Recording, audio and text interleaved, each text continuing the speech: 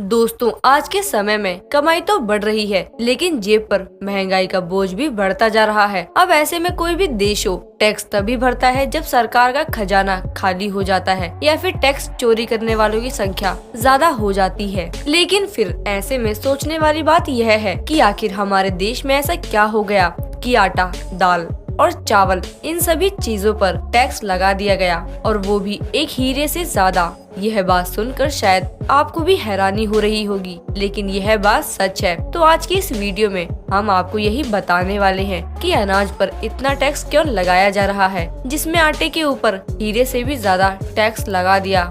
दोस्तों, हमारे देश में जीएसटी को टैक्स के तौर पर वसूला जाता है, और किसी भी चीज पर कितना जीएसटी लगेगा यह तय करता है जीएसटी काउंसिल मीटिंग। आटा, दाल और चावल पर जो टैक्स लगाया गया वो भी जीएसटी काउंसिल मीटिंग द्वारा ही लगाया गया है, जिसके पीछे का कारण है कि जो चीजें अब तक टैक्स के दायरे से बाहर थी, उससे 75 सालों के इतिहास में दोबारा से टैक्स के अंडर में लाकर सरकार अपना खाली खजाना भरना चाहती है।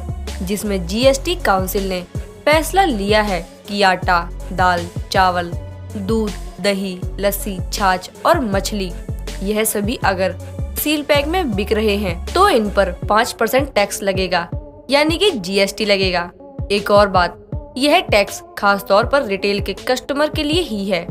वही ब्लेड, पेपर, पेन, सीजर्स और एलईडी लाइट पर 18% ज्यादा टैक्स लगेगा।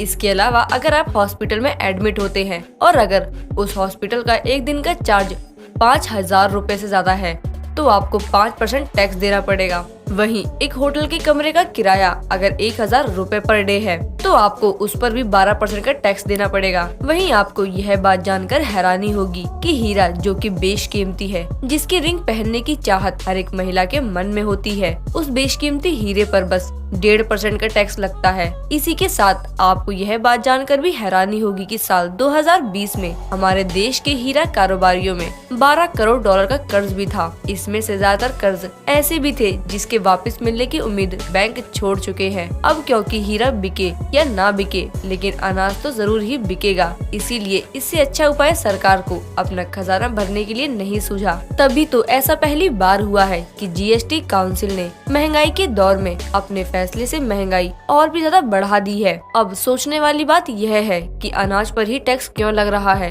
जबकि ऐसा करके तो गरीब आदमी और भी ज्यादा गरीब हो जाएगा। तो चलिए इसे भी समझते हैं। दरअसल जब से जीएसटी लागू हुआ है तब से ही ब्रांडेड आटा, दाल, चावल और तेल पर तो टैक्स था ही, लेकिन जो ब्रांडेड नहीं थे, बस सिर्फ पैकेट में बंद करके बेचे जा रहे थे, उन पर कोई टैक्स नहीं था, जिसके चलते बड़ी कंपनी ने इसका फायदा उठाया, जिसमें करोड़ों का टैक्स चोरी करा। आज भी किसान दाल, चावल को 20 से 30 रुपए किलो ही बेचता है, और पैकेट में पैक होकर शहर तक पहुँचते पहुँचते इसी 1 किलो चावल की कीमत 80 से 100 रुपए किलो तक हो जाती है। और जब इसकी पैकेटिंग गैर ब्रांडेड होती है तो टैक्स भी देना पड़ता है। इसीलिए इस नियम को अब बदल दिया गया है। हालांकि इसका नुकसान आम जनता को ही उठाना पड़ेगा। खैर, आपका इसके बारे में क्या कहना है, हमें कमेंट में जरूर बताएं। और वीडियो पसंद आई हो तो लाइक, शेयर एंड सब्सक्राइब जरूर कर दें।